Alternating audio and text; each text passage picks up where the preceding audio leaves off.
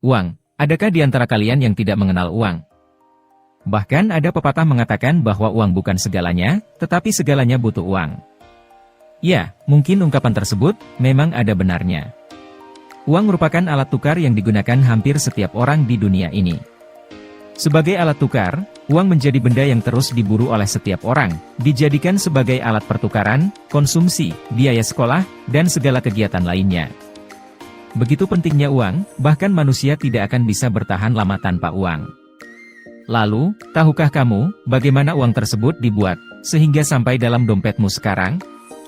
Uang kertas Indonesia dicetak oleh Perusahaan Umum Percetakan Uang Republik Indonesia, atau Perum Peruri.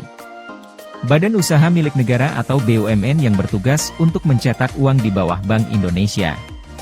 Hal ini tertuang dalam Peraturan Pemerintah Republik Indonesia, Nomor 32 Tahun 2006 tentang Perusahaan Umum Percetakan Uang Republik Indonesia, atau Perum Peruri. Berdasarkan Peraturan Pemerintah atau PP, Nomor 6 Tahun 2019, Peruri memiliki tugas utama untuk mencetak uang Republik Indonesia sesuai pesanan dari Bank Indonesia. Dalam pencetakan uang kertas, Peruri menerapkan standar operasional prosedur yang berpengaman tinggi untuk menjamin keamanan dan kerahasiaan proses cetak uang, mulai dari proses desain uang, penyediaan kertas, tinta maupun proses cetaknya hingga akhirnya menjadi uang rupiah siap edar yang memiliki beberapa fitur pengaman. Fitur pengamanan yang dikenal luas oleh masyarakat pada uang kertas adalah penggunaan watermark, cetak intaglio, benang pengaman dan tinta security. Selain fitur-fitur security yang mudah dikenali oleh masyarakat umum tersebut, juga diterapkan unsur pengaman tidak kasat mata yang hanya dapat diketahui melalui bantuan alat, maupun oleh petugas laboratorium atau forensik. Untuk uang logam, fitur pengamanannya lebih menonjolkan aspek kerumitan desain dan detail hasil cetak. Peruri terletak di Karawang, Jawa Barat tepatnya Desa Parung Mulia, dengan luas pabrik seluas 202 hektar. Pabrik itulah yang menjadi pencetak uang-uang yang beredar di Indonesia. Perusahaan ini berdiri sejak 15 September 1971, dan beroperasi hingga sekarang. Dan perlu diketahui bahwa perusahaan ini tidak hanya mencetak uang Indonesia saja, melainkan juga mata uang negara lain, seperti rupiah Nepal, baht Thailand, taka Bangladesh, dan ringgit Malaysia. Selain uang, Peruri juga mencetak dokumen-dokumen negara, seperti paspor, meterai, dan sertifikat tanah. Walaupun Peruri merupakan satu-satunya perusahaan pencetak uang, namun Peruri tidak boleh mencetak uang semau mereka, tetapi harus diawasi oleh pemerintah melalui Bank Indonesia. Mengapa tidak boleh mencetak uang terlalu banyak? Iya. Jika terlalu banyak uang yang dicetak dan beredar di masyarakat, Indonesia akan mengalami hyperinflasi yang menyebabkan nilai mata uang turun drastis dan harga barang akan semakin naik. Selain itu, untuk mencetak uang juga membutuhkan biaya yang sangat mahal sehingga mencetak uang terlalu banyak tidak akan efektif. Adapun proses pembuatan mata uang yang dilakukan oleh Peruri, dibagi menjadi beberapa tahapan yang sangat rumit.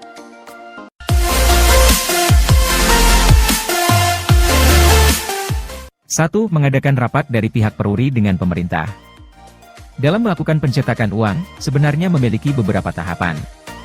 Tahap pertama dilakukan kegiatan rapat antara Peruri, Bank Indonesia, maupun pemerintah. Dalam hal ini rapat bertujuan untuk menentukan berapa jumlah uang yang akan dicetak, desain uang yang digunakan, pecahan apa saja yang akan dicetak, dan lain-lainnya. 2. Menyiapkan bahan baku. Tahukah kamu terbuat dari apa uang kertas yang sering kita gunakan? Kamu pasti tidak akan menyangka, jika uang kertas Indonesia, dibuat dari bahan baku serat kapas. Uang kertas Indonesia cukup berbeda dibandingkan dengan uang kertas negara lain. Jika negara lain kebanyakan menggunakan kertas polimer, sedangkan uang Indonesia dibuat dari serat kapas. Padahal menurut beberapa sumber, ternyata uang dari kertas polimer lebih bersih, aman, dan kuat. Lalu, mengapa Indonesia menggunakan serat kapas? Menurut Peruri, hal ini berhubungan dengan kebiasaan masyarakat Indonesia yang sering menyimpan uang di dalam saku, sehingga uang tersebut sering mengalami perubahan suhu. Belum lagi, ketika uang ikut dicuci, kadang masyarakat Indonesia sering mengeringkannya dengan setrika. Hal inilah yang menjadi dasar menggunakan bahan serat kapas, karena lebih tahan terhadap suhu ekstrim dibandingkan dengan kertas polimer. Berbeda dengan kertas polimer, yang tidak terlalu tahan terhadap panas, sehingga apabila digunakan di Indonesia tentunya akan cepat rusak. 3. Membuat desain mata uang. Setelah melalui tahap sebelumnya, selanjutnya tahap berikutnya mulai dilakukan, yaitu tahap penentuan desain uang kertas. Untuk desain uang kertas sendiri biasanya langsung ditentukan oleh pemerintah melalui musyawarah bersama antara Bank Indonesia, Menteri Keuangan, maupun dari pihak Peruri sendiri. 4. Tahap engraving. Engraving merupakan pengukiran desain yang akan tertera di permukaan uang rupiah. Tahap engraving membutuh waktu yang cukup lama, karena gambar yang ada di proses engraving itu bukan sembarang gambar, namun gambar yang dibuat dari garis-garis murni yang dibuat secara manual menggunakan bantuan komputer. Pada awalnya sebelum tahun 2000-an, ukiran desain diukir pada plat baja, yang mana hal ini dilakukan secara manual sehingga membutuhkan waktu, tenaga, maupun ketelitian yang sangat ekstra. Teknik engraving ini sangat penting, yang bertujuan untuk menjaga agar uang kertas tidak mudah dipalsukan. Pelukis uang dengan teknik engraving ini disebut engraver. 5. Offset printing. Sederhananya offset printing adalah pencetakan desain yang sudah didesain sebelumnya ke permukaan kertas. Offset printing ini dilakukan proses pencetakan, layaknya sablon di kedua belah sisi uang kertas dengan warna dasar uang tersebut. Pada tahap ini uang-uang yang telah ditentukan, kemudian diberikan warna dasar. Warna dasar ini berbeda-beda tergantung jenis pecahan uang yang akan dicetak. 6. Intaglio printing. Tahap ini merupakan proses penyempurnaan dari offset printing. Proses intaglio printing lebih rumit dari offset printing, karena satu kali mesin berjalan hanya bisa mencetak satu sisi uang kertas, berbeda dengan offset printing yang bisa mengerjakan dua sisi sekaligus.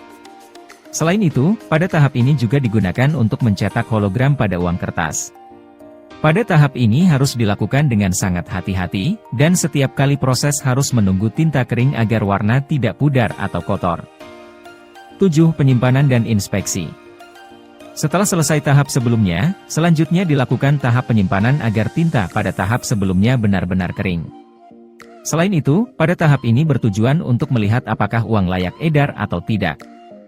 Uang yang dianggap tidak layak edar seperti tinta tidak rata, pewarnaan tidak sempurna, dan kertas terlipat akan ditandai agar tidak beredar di masyarakat. Walaupun sudah bekerja secara hati-hati dan teliti, namanya manusia pasti tetap melakukan kesalahan. Rata-rata uang yang mengalami kegagalan kurang lebih sebesar 10% dari jumlah total produksi. 8. Numbering dan pengecekan nomor seri.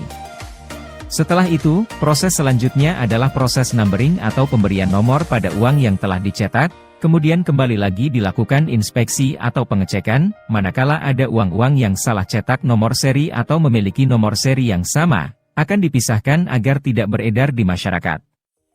Uang kertas yang melalui proses tersebut masih berupa billet dengan cetakan dalam kertas besar, kira-kira sebesar 2 halaman koran, atau sebanyak 45 lembar uang kertas. 9. Pemotongan uang. Setelah proses sebelumnya selesai, barulah uang-uang yang masih dalam bentuk lembaran kertas besar tersebut, dipotong-potong menggunakan mesin. Setelah selesai dipotong uang-uang tersebut akan disusun dan dikemas dengan rapi. 10. Manual finishing dan packaging. Pada tahap selanjutnya karyawan Peruri bertugas untuk memeriksa, menyusun, dan menumpuk uang-uang kertas tersebut agar siap dikirim ke Bank Indonesia, termasuk uang-uang yang gagal atau rusak juga harus dikirim ke Bank Indonesia. Bahan baku berupa kertas dari serat kapas khusus yang hanya diperoleh dari Bank Indonesia. Sehingga cetakan uang tak bisa ditambah atau dikurangi. Oleh karena itu, uang yang gagal produksi pun harus dikirimkan kembali ke Bank Indonesia.